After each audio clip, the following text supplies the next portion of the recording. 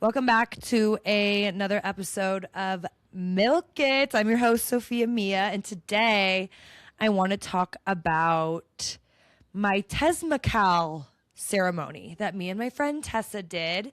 This was last weekend, and as you know, I have been on my healing journey for the last 2 years. I will continue forever, always being on my healing journey. So I try all the things. I've tried combo in the past, therapy, acupuncture, Reiki. I am one of those people that believe I'll try anything twice because the first time you could be nervous, it could be the people you're around, it could be a bad reaction. So I live by that motto. I will try everything twice. So what is a Tezmacal ceremony? It is a very traditional ceremony that the Mayans used to do. It's very big in Mexican culture. Honestly, it's very similar to different ceremonies that Native Americans used to do. And it is a sweat lodge. So I booked this on Airbnb. It has great reviews. All the reviews were like, this was life changing for me, X, Y, and Z. I will say it wasn't that profound for me. I think it's because I have had a lot of profound moments in my life over the last year. I've had a lot of aha moments going through therapy. Also, I've done drugs before that have felt like profound moments when I'm at Coachella, right? Or whatever.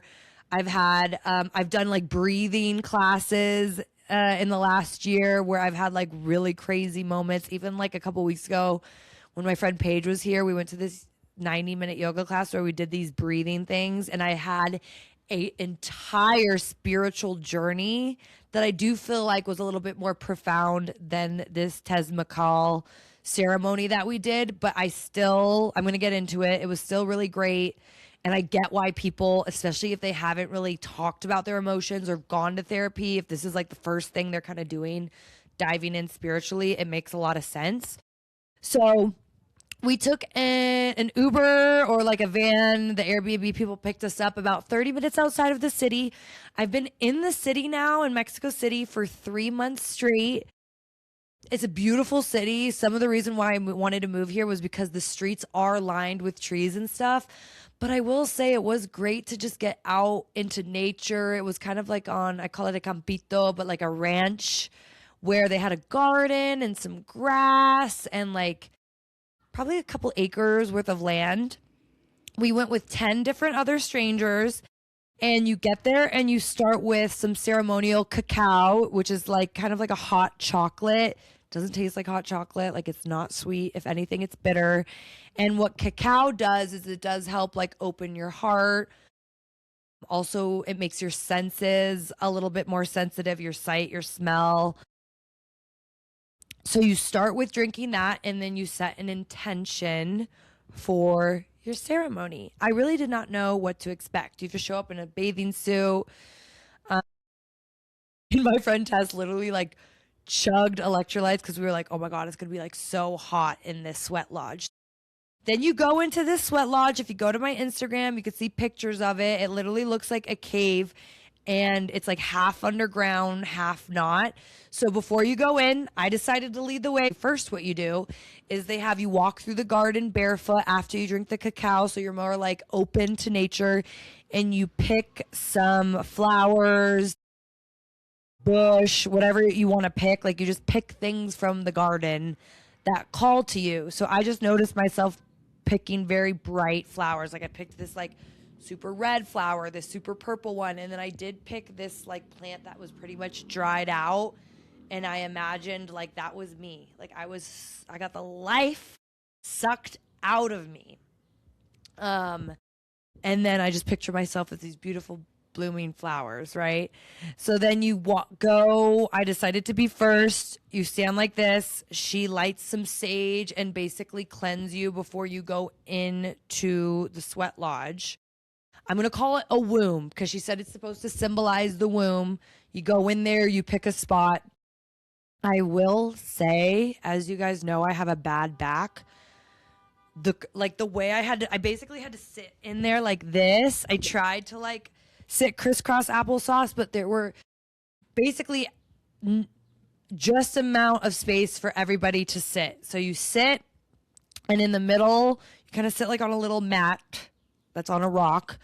And this sweat lodge is made from mud. Like that's what it looks like. It was kind of crazy because on the inside of the sweat lodge, you could see like the fingerprints of them like pressing the sweat lodge in there. So I sat down, my friend Tess sat next to me, and then in the middle are a bunch of rocks, and everybody comes in, sits down, and then the shaman, I forget what her name was, but she was very, very sweet. She starts asking her helper from out there who's been heating the rocks up for like a couple hours. They're literally just rocks that are super hot, and one by one, they start bringing in the rocks and put them in the middle. And it's kind of scary because after all the rocks are in there, she shuts it and it is pitch black. I'm like, if I put my foot like out, like, am I going to burn myself? So I was just trying to be mindful of that.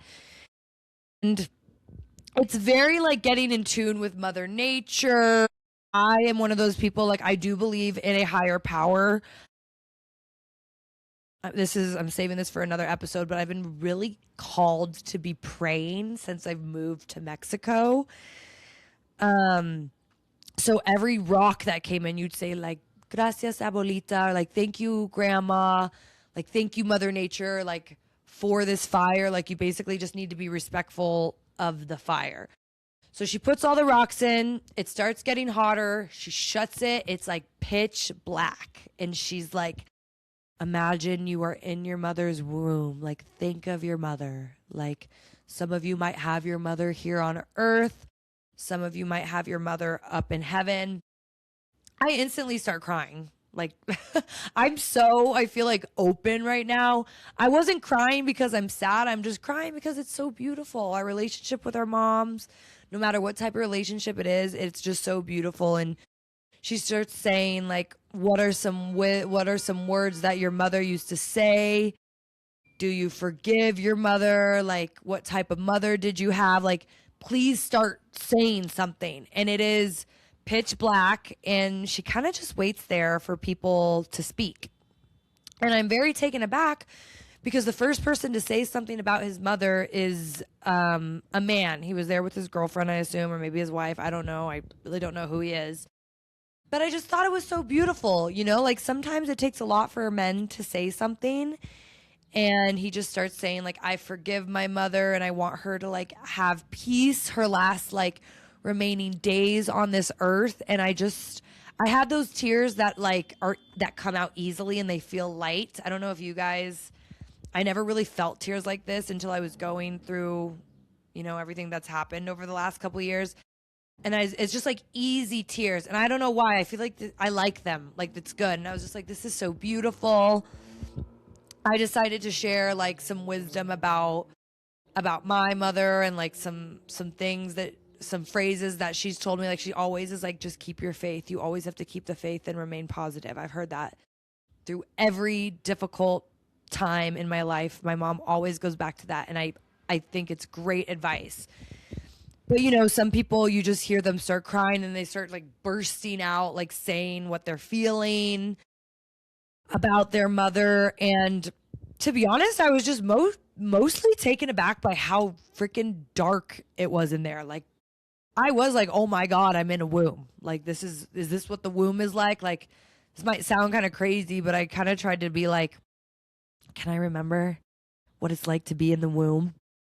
So she walks us through 9 pillars of life because it symbolizes the 9 months of creating life, which is just, women are amazing. Creating life is amazing. So you start with your mother, and then she continues to add water to the rocks, just like a steam room, so it gets hotter. I'm going to be honest with you guys. I thought the heat was going to be the most difficult thing. I was like, I don't know if I'm going to be able to last a whole hour. It's basically like an hour ceremony. I was good. I don't know if it's because I've gotten my breathing down and the yoga out here is so hard and I do hot yoga and I do saunas, but I honestly was like, turn the heat up. Like, I want to get my money's worth. Like, I want to detoxify. So, what came after the speaking about your mother? It was basically, we then passed around honey, how you need to embrace pleasure, which I feel like this is really something that I am trying to get back to myself. It was always a priority for me, and I kind of lost it a little bit, and it's something I'm working back to. So she was like, put the honey somewhere where you want to like embrace pleasure. Like you could rub it on your uterus, you could rub some honey on your chest, on your hands, on your feet, anywhere that you want to progress. I put it on my throat because I'm really trying to get better at saying my truth. Then after that, we moved on to water. Like you want to put water somewhere that you cherish. I put it on my uterus because I do want to be a mom one day, and I hope that day comes. I know it will. There was a moment where she mentioned, think about your father, and it was really great to hear people speak about their relationship with their parents or with their dad and their mom. And there was also a moment where she was like, this is just your chance to say like what you want to work on. There were some people like, the world is so fucked up right now. Like, how do we move on from here? And I chimed in, was like, you just need to keep the faith. Like, we just need to stay positive and have faith in each other. Nobody actually left from it being so hot. There was like these two people that were like, it's too hot. Like, I need to get out of here. But they stayed. I was super proud of that. And then at one point, she sent around like some oranges, which really helped, I think, like boost our blood sugar. And the oranges symbolized like also finding the sweetness of life. Like the honey was pleasure, but the oranges were symbolizing the sweetness of life. If you know me, I do not eat fruit, but it was getting a little toasty in there. So I was like, okay, let me just go like get the juice out of this. If you also know me, I don't know what the word is, but like one of my pet peeves, like if I go on a date and you eat like grossly, like you're not closing your mouth, I'm done. So sitting in there with people slurping on these fucking oranges, I was like, oh, this is my test. Because one, being around fruit, I know that sounds crazy. Knowing I literally am about to gag right now. But the noises of people slurping on the fruit, I was like, all right, let's wrap this up. And after the oranges was kind of like, say the last things you want to say. And I was just like, I want to speak my truth. I want to be able to say whatever I need to say. And then when you leave the sweat lodge or the womb, it's kind of crazy. She opens it up and it looks like you're coming out of your mom's vagina. I don't know what else to say. And when you leave, you get like the sage, and again you kind of like pat yourself, and she's like, feliz cumpleaños, like happy birthday, you are reborn. So I'm glad we did it. Like I said, I don't think it was as profound to me as I wanted it to be. You drink some tea after. I did feel very detoxified. You take a cold shower right after. She's like, all the aromas and everything that we put in the fire is now in your pores, and that's gonna like when you do the cold shower, it close up and you keep all the goodness like in your body. To be honest, I think I've stayed longer in a sauna, or I've sweated more in a sauna. I don't know. I'm very respectful of the ritual and the meaning behind it. I love like giving honor to Mother Nature and the world. I love going or being grateful and showing gratitude towards your parents. I think that's something that I've really learned over the last like 10 years, something that you learn as you get older, right? I really loved that. I do wish more people spoke up in the during the ceremony part. Like I said something, the guy, the man I mentioned a couple things. One other girl might have said one or two things, but I do think it was a safe space. And I am just so like, obviously, you guys are listening to my podcast. I've been so honest about things, and I just am like, why not share the truth? I kind of expect that of people now.